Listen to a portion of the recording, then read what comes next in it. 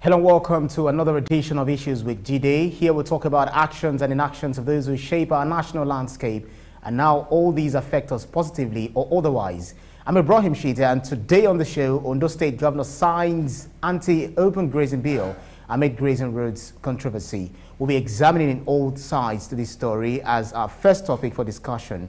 We'll also talk about the new electricity tariff and the sack of power minister, and later on the show, we'll get Babajide to weigh in on the frequent school abductions in Zamfara State as Governor Matawale betrays emotions over fresh kidnap of students. Today's show will be a bit breezy because in the course of the program, we'll take your questions. But first, subscribe to our YouTube channel and drop your questions in the comment section. I'm joining me via Zoom, the maestro himself, Babajide Kolade-Otitoju. Thank you so much for joining us, BKO. Thank you for having me.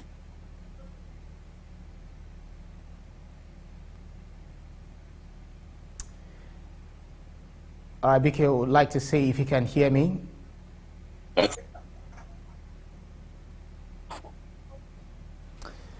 Okay, I think there's a bit of a delay. Okay, so let me ask the question so that you answer immediately, you get the message.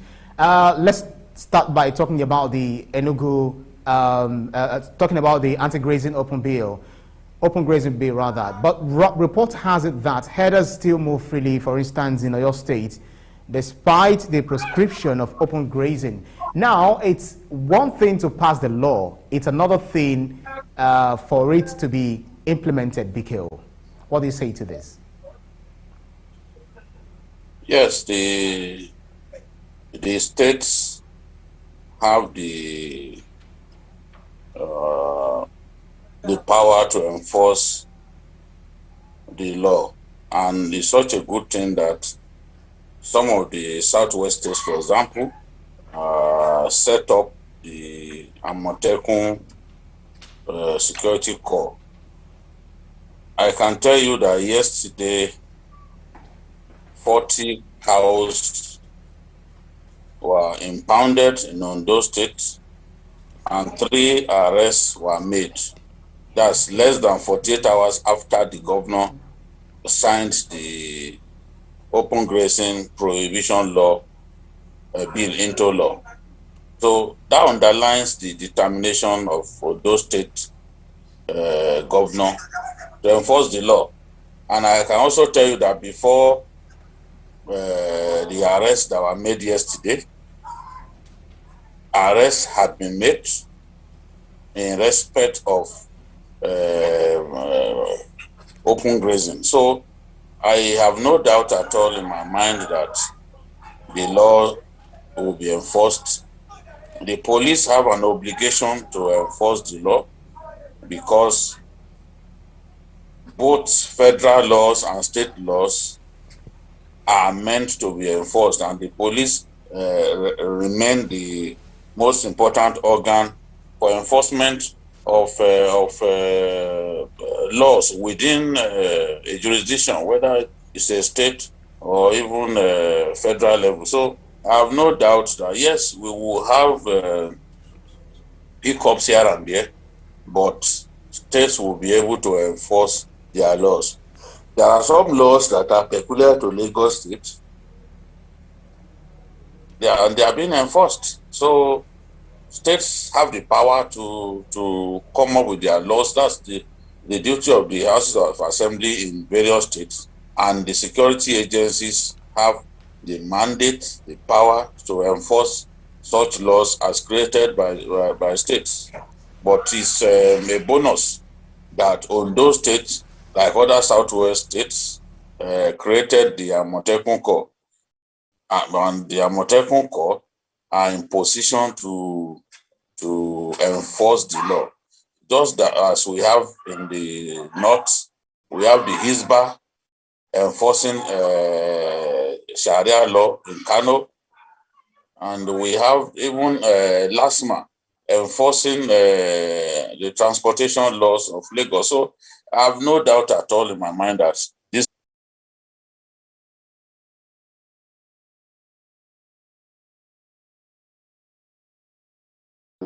about grazing of cattle on their fully cultivated lands, I'm sure the security agencies will descend swiftly on the area. And that's what happened on Friday, yesterday, in Akure South local government of Ondo State. And the headers were promptly arrested and their cattle, about 40 of them, were impounded. So the law has taken off in Ondo State, and that's what we want to see in other states where the bill has been passed. All right, BKO, I think I'm having a bit of an issue to hear you, but let me ask this second question because I got a cue to ask the second question.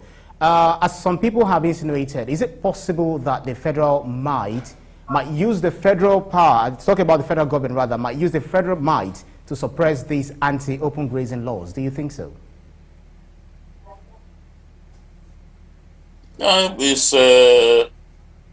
One thing is certain.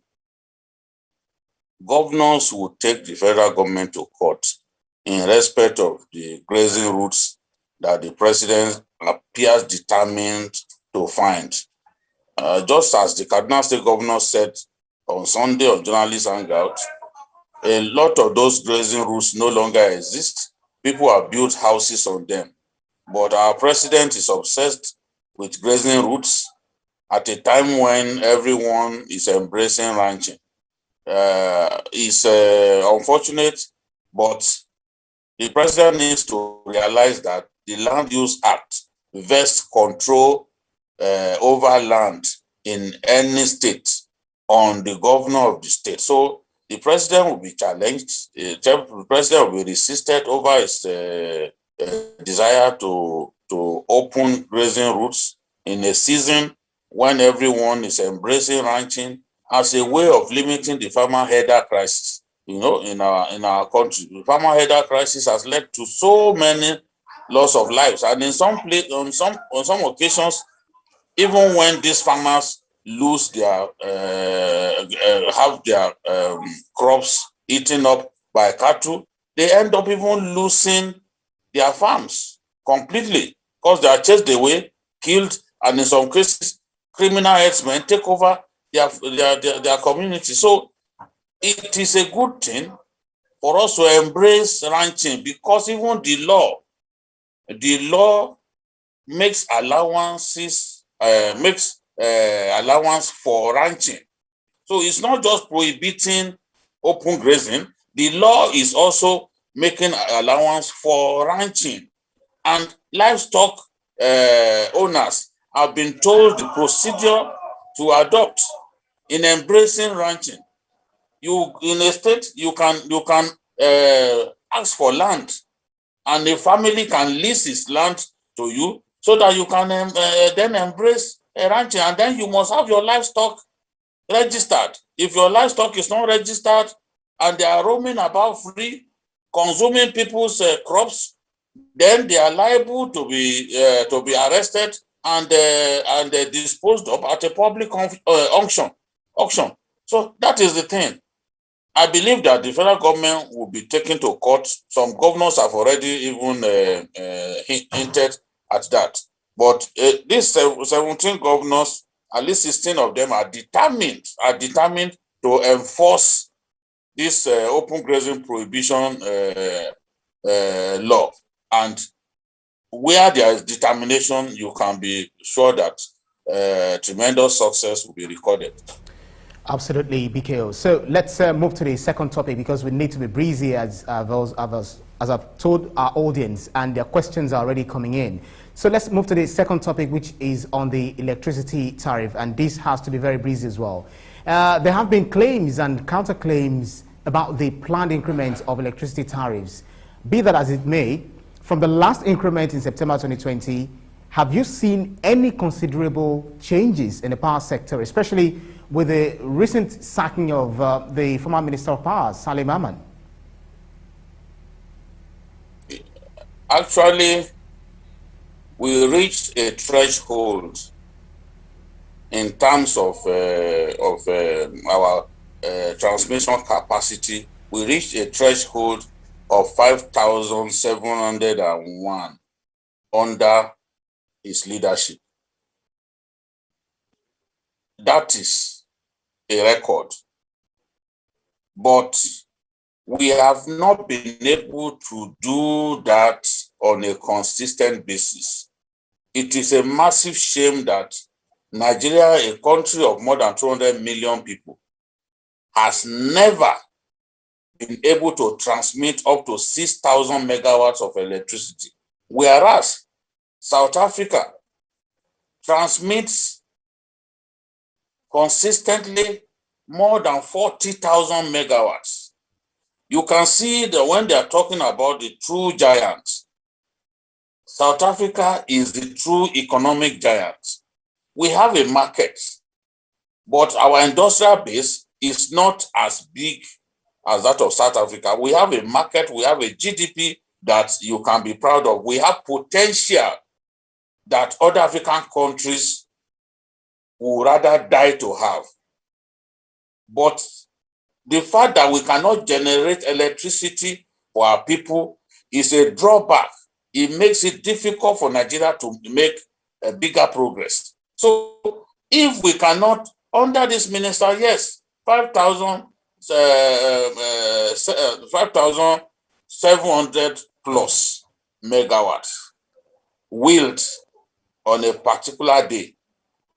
But as against 5,373, which was the record, that Fashola left, we have not been able to do that consistently. We still suffer a lot from system failures. And when system failures happen, the entire country is pushed into a blackout. So electricity has not significantly improved, maybe marginally.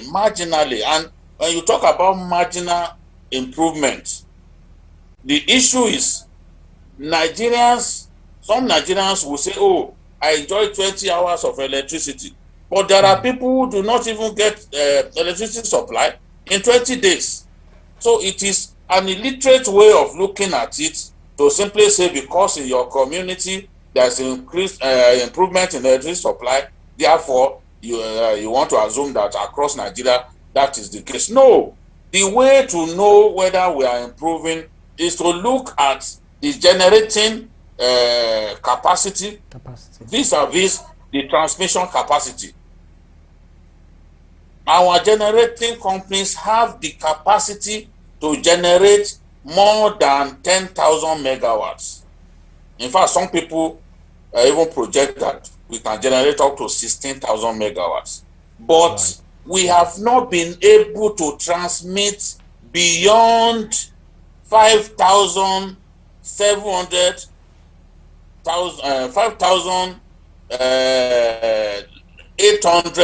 megawatts. So if we cannot transmit up to 6,000 megawatts for a country of 36 states, excluding FCT, for a nation of 200 million people, and you compare us to South Africa doing 40,000 megawatts, I mean, you see that we still have a long way to go. We still have a long way to go. So this is the thing, and that is why when they talk about increase in tariff, people's blood begin to boil, because the increase in tariff has not translated to regular power supply for the ordinary Nigerian. Rather, increase in tariff will create more problems for our people. Already our people are grappling with spiraling inflation. The uptick in inflationary figures is giving Nigerians cause for concern. Why should Nigerians be buying a bag of beans for 64,000? I think somebody even told me that it is now about 72,000. Bread that we used to buy, sliced bread that we used to buy at the beginning of this year at 250 naira. It is now 650. From 250 to 650. Nigerians are going through a lot. So by the time you now impose this fresh electricity tariff on them, it will make matters worse for them. I understand that, yes, the law permits the NERC to from time to time review tariff in that sector. That's section 76 of the Electric Power Reform Act of 2005. It allows for periodic review of electricity tariff. But the question is, can the ordinary Nigerian live with that at this time, given all that they are going through, given that people can hardly feed, given that 100 million Nigerians are living below poverty line? So the question is, when will Nigerian people begin to enjoy their country? Because things that are taken for granted in other lands, we do not have.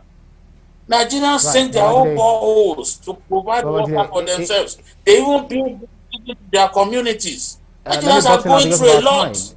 Yeah, let me button now because of our time. So in a nutshell, what would you advise the federal government to do at this time? Because they said, okay, fine, you've sacked the Minister of Power. Others are even advocating, some other civil rights advocacy group are even saying that the Minister of Justice, Abubakar Malami, Minister of Defense, Major General Bashir Magashi, as well as the National Security Advisor, Baganamo, because they believe that the trio have failed in terms of suppressing the security challenges plaguing the nation. So what would you advise the federal government to do at this point in time? Quickly. I think an increase in electricity tariff at this time is insensitive. We want to see electricity power generation improve. When it improves, it will impact positively on the GDP. Many people are struggling now with their businesses because of lack of electricity supply on a consistent basis. Many companies have left Nigeria for Ghana, because of this. Because cost of doing business in Nigeria is extremely high, it is crippling. So let us even push the economy, do our best to get the economy to improve. So when the economy improves, we can then look at this tariff again and do something about it. I believe that a lot of people, small-scale business owners, they are grappling with lack of electricity supply. They are grappling, they are struggling every day. So let's pause a little bit. Let's not do it at this.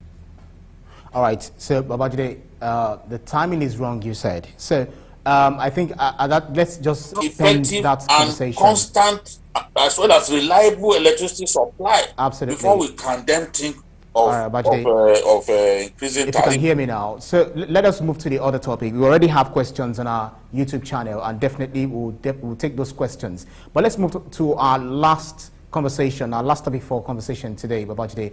The Zamfara kidnappings. Let's talk about the latest kidnapping, among other crimes committed by these abductors. BKO, I found it intriguing to read that between June 2011 and the end of March 2020, an estimated $18.34 million was paid in ransoms to these criminals.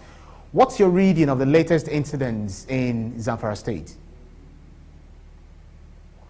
You see, criminals in Zamfara and other places deliberately target schoolboys and girls because they know that not only will it draw the attention of the press, it will get government worried, and government would want to do its best to secure their release and pay whatever they ask for.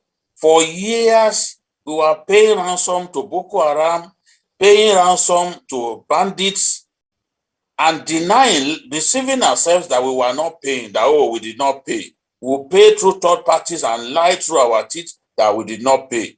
Now they are desperate for the huge millions that the governments usually pay to have students released from the clutches of bandits.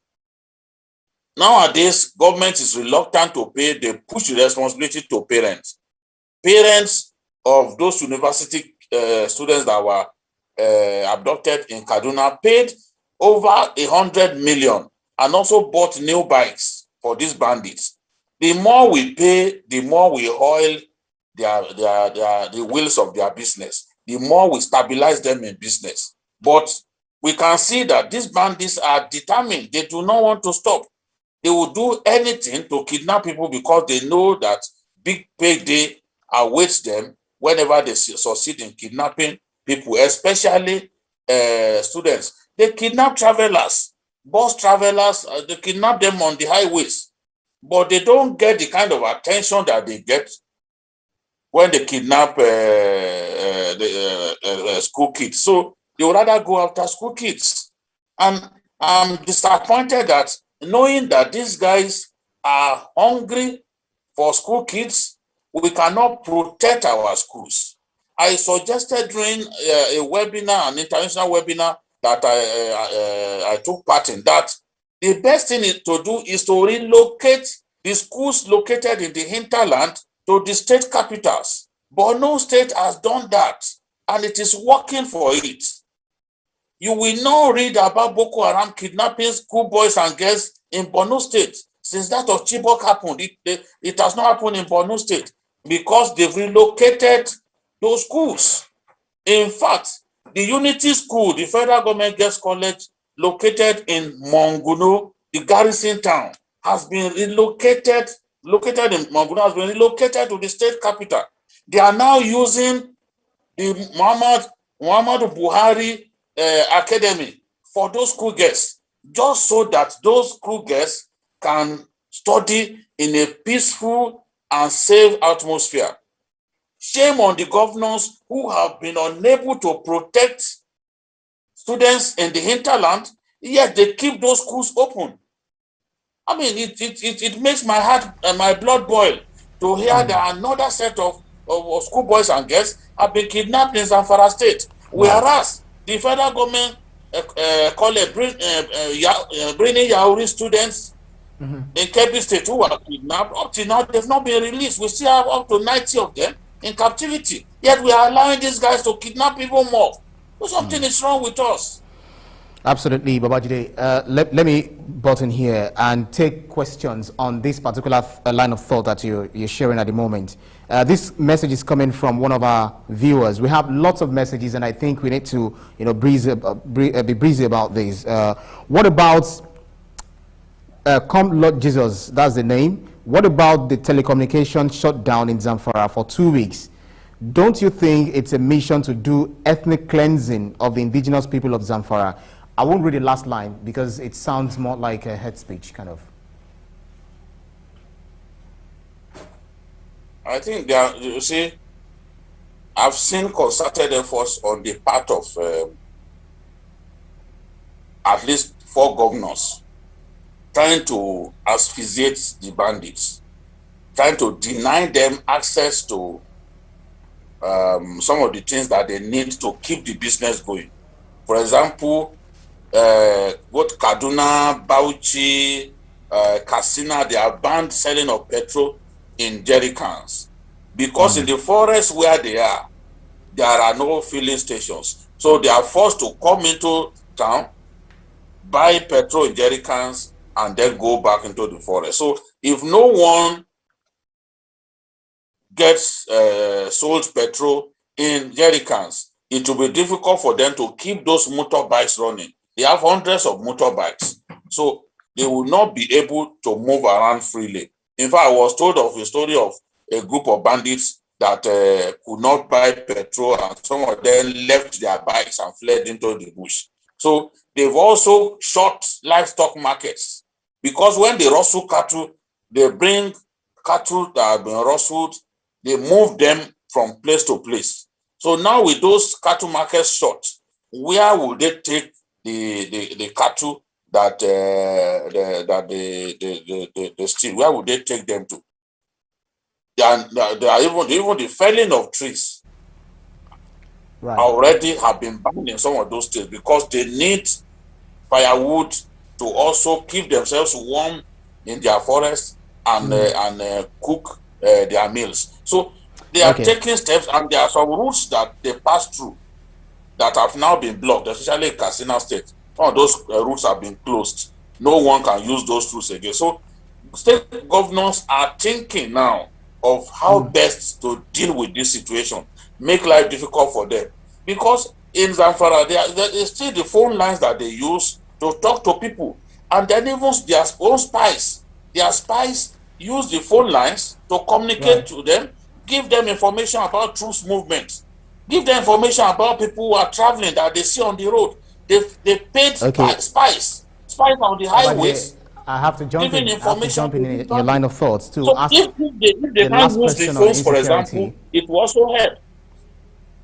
Yeah, thank you. So this person wants to find out that Fabian Akaize, he said, what happened to, so this should be answered very short so that we can go to other questions. What happened to the intel given by the surrendered bandits to the security agencies? Why are no individuals being publicly prosecuted? I don't know. The government has many Boko Haram members locked up in prisons. I don't know why it's taking them eternity to put them on trial. The government announced that it had arrested 400 Boko Haram, 400 brood exchange operators who are working for Boko Haram, providing funding for Boko Haram. We are waiting. We don't know when they want to put them on trial. But it will be shameful if we politicize or ethnicize the Boko Haram conflict. I am not excited about people who are surrendering and all that. The bulk of the people who are surrendering, they are not active fighters. Some of them even surrender without dropping a single gun. They are not the active fighters, so I'm not excited. And you can see that the threat represented by Boko Haram still remains, because it is not the people that we need to see surrender that we are seeing. So how you manage even the intel that you get is what matters. So if they don't manage the intelligence well, then we won't have the desired results.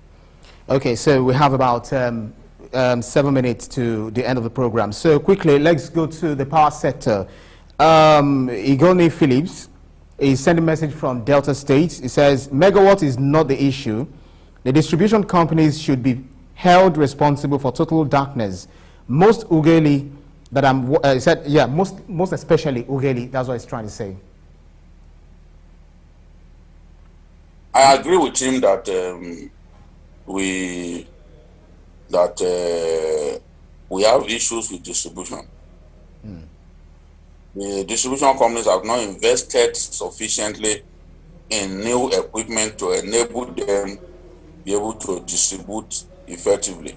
But when you compare us with a country like South Africa, we are doing, just on the average, we are doing 4,000 megawatts. And our mates are doing 40,000 plus, 44,000, 45,000. So you can't say megawatts is not an issue. For a country to be great, your generating capacity has to be high. That's the way you can take electricity across board. Because 4,000 is not enough for us. That's my argument. We are not there yet. So we have issues across board.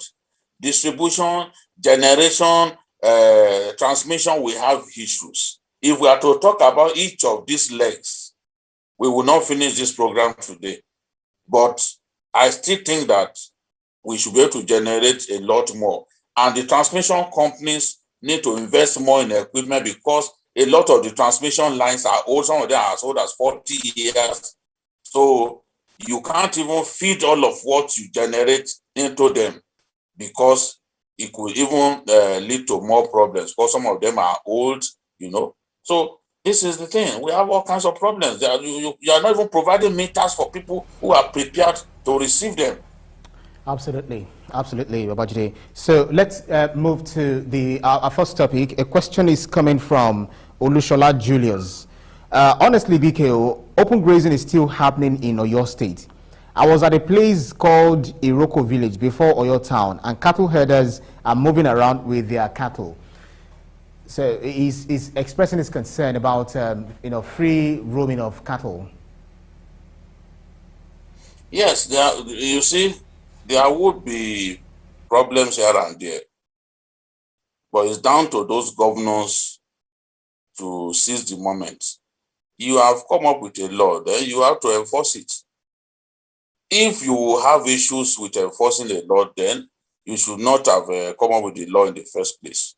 And now I'm saying that I've seen evidence that Ondo State, for example, is prepared to enforce this. Governor Seyi Makinde has to sit up in this in the area of enforcement. I know that Oyo State is the food basket of the Southwest. I know that a lot of pastoralists target Oyo State, and don't forget there used to be a grazing reserve in the Oyo State grazing reserve that was even created during the Western region era. So even enforcement will be a challenge in that state because there are far more cattle rearers in Oyo State than any other state in the Southwest. How many of them do we see in Lagos, for example? So the level of enforcement will vary from state to state because the challenge that you grapple with also varies from state to state. Here, a lot of people are saying thank you so much for this enlightenment, and Emmanuel Temitope sends his heart out to you, saying thank you so much for giving us this beautiful presentation. So the question about my question is, as according to Mr. DB, are those government insisting on giving cattle range, cattle routes, etc., Nigerians? If yes, why can't they do that in the ancestral homelands, or better still, buy them like we all do? He sends his regards.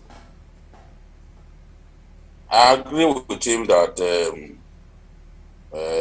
there's even no point going all the way from the north to the south. The governor of Kano State created a ranch in Dansoshia Forest, and that forest is so big.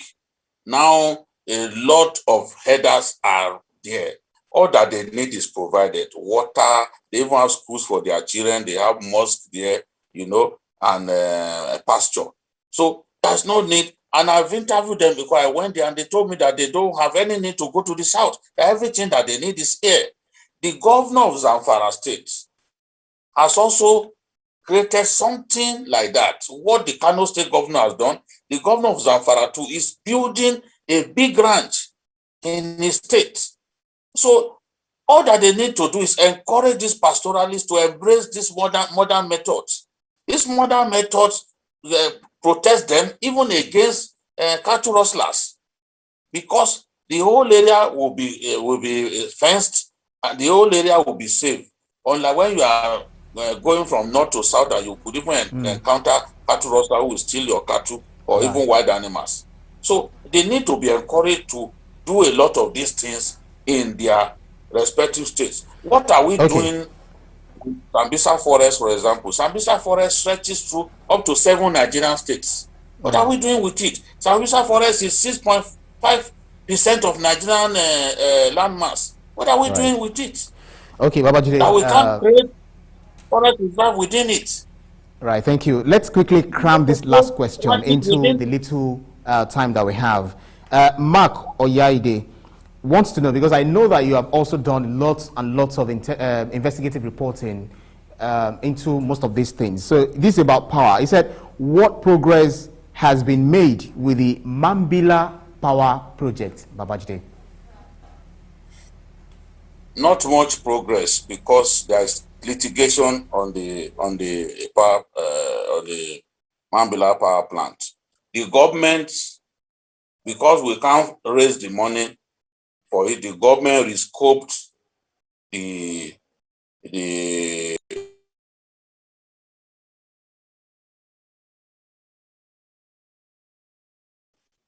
and reducing the amount of money that will cost to execute it. But there is litigation on it right now, because the contractor that was given the contract initially is asking for a huge sum of money, because we decided to terminate his contract until we are able to, and he already got judgment in that respect. Until we are able to pay the contractor that sum of money, we cannot do any meaningful work on the project site. So that's where we are. Once the president approves payment for that contractor, once they can come together, the payment is made, then we can go to site, and the Mambilla project will be able to give us even after the rescoping, it will be able to give us more than 2,000 megawatts of electricity. All right, Babajide, so that's where we put it. Emmanuel Timitokpe says, God bless you, Jide Otitoju. You have always said it the way it is. That's from Boniface C. Wamba. And another person is also saying, good presentation. That's Adepiton David. Mr. Jide, if this will wake up our leaders, good and fine. So you've got a lot of accolades, people saying, expressing their satisfaction with your presentation so far. BKO, thank you so much. The very last word from you to our audience. I appreciate your kind words. We want a better Nigeria, a Nigeria that we can be proud of, a Nigeria that we can leave behind for our children and not feel that we have treated them unfairly. That's what we want to see. And we'll continue to speak truth to power and get our governments to change and truly work for the Nigerian people. When our governments truly work for the Nigerian people, we'll have a better country. No country will be greater than Nigeria because God has so blessed us tremendously with all the resources that a country needs to be great. The only thing that we lack is good leadership. When we begin to get it right with good leadership, Nigeria will take some stopping. Right. All right. So you've set it up, Babajide, and that's why we are having this on our YouTube channel. Thank you very kindly, everyone. And that's our show for today's edition of Issues with Jide. Special thanks to you again, Babajide Kolade-Otitoju, for those insightful analyses, as always. And thank you, too, for our audience for joining on every edition. Remember to subscribe to our YouTube channel, TVC News. Click on the subscribe button to get the latest information. And then, did you miss this program from the beginning? Most definitely. By the time I said bye, you will definitely get to watch the program again on our YouTube channel. I'm Ibrahim Shita. See you again next edition. Bye now.